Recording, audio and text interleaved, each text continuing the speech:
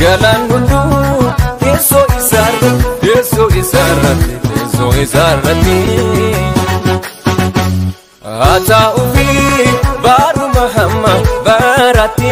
baru Muhammad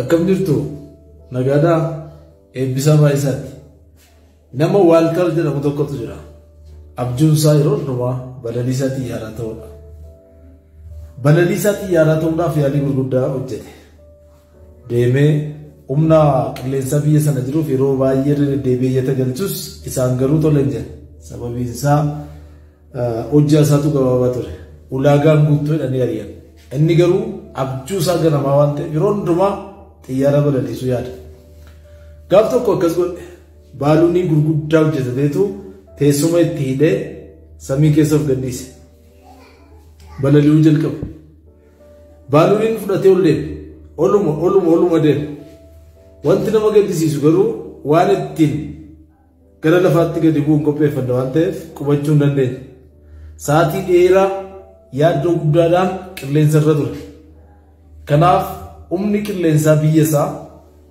jeettiidhaan gargaaranii gadi buusan gaafa inni gara lafaatti gadi bu'u namni tokko akkas jedhee isa gaafate obbo Waaltar maaliif akkas gootee jedhe sana booddee abjuu qabda taanaan abjuun kee akka dhugoomuuf cal jettee taa'uu qabdu waa gochuu qabda namoonni baay'een harka maratanii ta'aniitu abjuun qabaa mul'atan qabaa waa garuu hojjetan namni abjuu isaa galmaan gaachuu barbaadu kamiyyuu waan ta'e tokko gochuu qabu mammaratee taa'uu qaba gara fuulduraatti deemu waan gochuu danda'u gochuu waan yaaduu danda'u yaaduudha abjuun hojjetan malee dhugoomuu hin danda'u hojii mariif dhiyeessuu nurra jiraatu dargaggoonni kee hojii irratti ilaalcha guddaa qabaadhaa guyyaa eebbifamaan sinii qabu Shalom amala namoota bilchina qaban 5 tokko yeroo baay'ee qofummaan dabarsu hiriyootan baay'isan inni lammaffaan dubbachuurra dhaggeeffachuu jaallatu inni sadaffaan namoota sirnaan kunuunsu jireenya nama biroo irratti hin qoosan inni afuraffaan kufaatii isaaniif nama sababa godhatanii quba ittiin qaban inumaayyuu itti gaafatamummaa fudhatanii sirreessuudhaaf dhamu inni shanaffaan qabeenya qabaniin namoota kaan irratti dhiibbaa hin uuman sababni isaa manni gammachuu isa dhugaa eessaa akka ta'e haalaan hubatanii beeku. Ayyee obboleessa koo nagaan siif haa ta'u obboleettii koo haala tarra keessa jirtu farramtee fuute miti jireenyi hin darba har'a rakkoo keessa jirta ta'a bor guyyaa kan biraati ati nama abdii qabdudha biyyaaf taata sababni waaqayyo itti siin siumee fi gaarummaadhaaf qajeelummaadhaaf galgalli kee toluuf malee isa tamma keessa jiraattee kan kooti jettu kana miti galgalli kee tola abdii hin kutatin ati biyyaa barbaachista ati sabaa barbaachista warri har'a si tuffate hundumtu maatiin kee ollaan kee si barbaada ati nama eebbaati kanaaf siif bor abdiin jira nagaan siif haa ta'u sagaleen kun sii ta'ee foloo na godhi.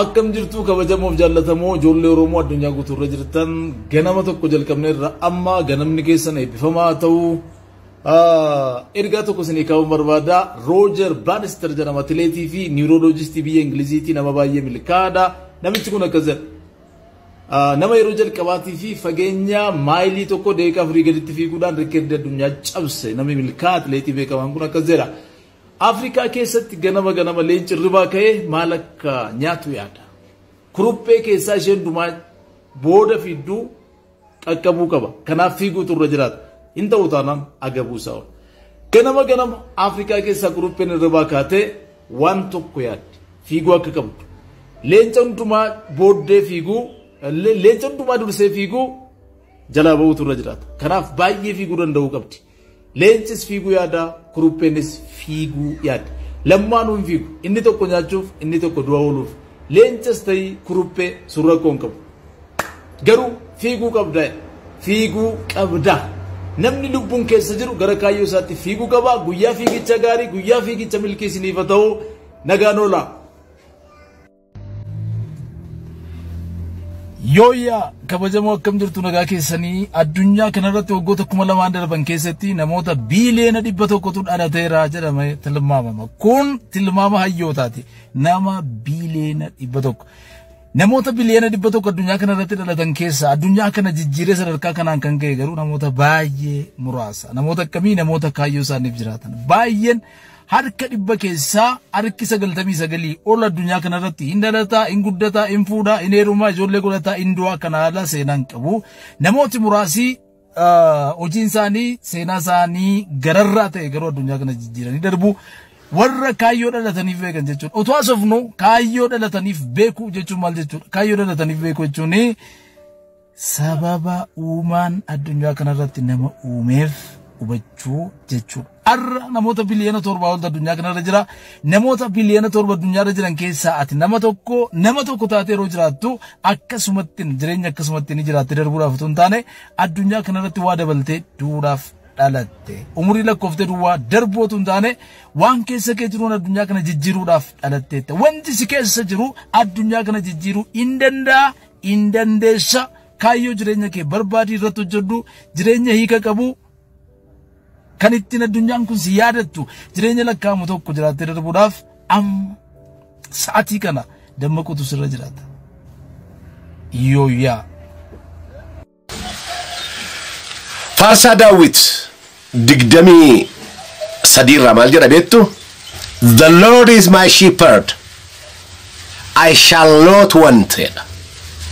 Waaqayyo tiksee kooti, ani waan tokko hin dhabu. Beektu? Ani kanan dhufeef jedhe gooftaan Yesus Kristos wangeela Yohaannis boqonnaa 10 lakkoofsa 10 irratti inni hatu duruu hattuudha, balleessuuf qaluudhaaf dhufa. Dhufaatiin koo garuu jedhe jireenya irra hafa akka isin qabaattaniif dhufe gooftaan Yesus. Yaa nama gooftaa qabdu. Jechi hiikni tokko baay'ee kan na dhibe akka jedha, The Lord is my shepherd, I have successful life. Jireenya dhaabaa jireenya guutuun qabeed maayennaan waaqayyotu na tiksaa'edha. Obboleessa nana waaqayyo si tiksa, obboleettii nana waaqayyo si tiksa. Kanarraa kan ka'e waanuma si dhibuutu hin jiru. Dubbiin akka irraa miti hin jijjiirama dhugaan siin jechaa jira. Waaqayyo tikseesaa kan ta'e amanataadha. Hoolonni koo na beekuu anis isaanii nan beekaa jedhe. Nama natti jiru ol galaa gadi ba'aa fiixaan ba'umsa argata jedhe. Yaasa waaqayyo tiksee keessii ta'ee baga gammadde ammas gammadi.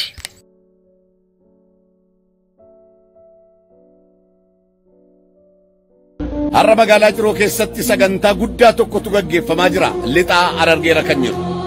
Ergaa tokkon siif qaba. Guyyaan har'aa guyyaa guutuudha. Jiisaas guutuudha. Waggaansaas kan nama dhibu guutuudha. 12/10/2014. Wanti si jalaa hir'ate tokko, wanti bara dheeraadhaaf falatti dhabde tokko har'a sitti ani maqaa Yesuusiin guutuu siif haa ta'u. Guutuu duwwaa miti irra hafaa siif haa ta'u. Har'i sa'aatiin ishee xumuraa kun illee kan keeti. Namni bor ilaaltu akka har'aatti lakkaawwadhu. Sagaleen Waaqayyo akka jedha guyyaan kun guyyaa adaar isiniif haa ta'u. Har'aa jalqabaati guyyaa isaa lakkaa'adhaa. Ani siifan lakkaa maqaa gooftaa Yesuusiin. Guyyaan kun jireenya keetiif guutuu siif haa ta'u. Jii kun ji'a guutuu siif haa ta'u. Waggaan kun waggaa guutuu siif haa ta'u. Hir'uun kee har'a tokko jedhee jalqabee guutuu jalqaba. Shaaloom nagaan siif haa ta'u.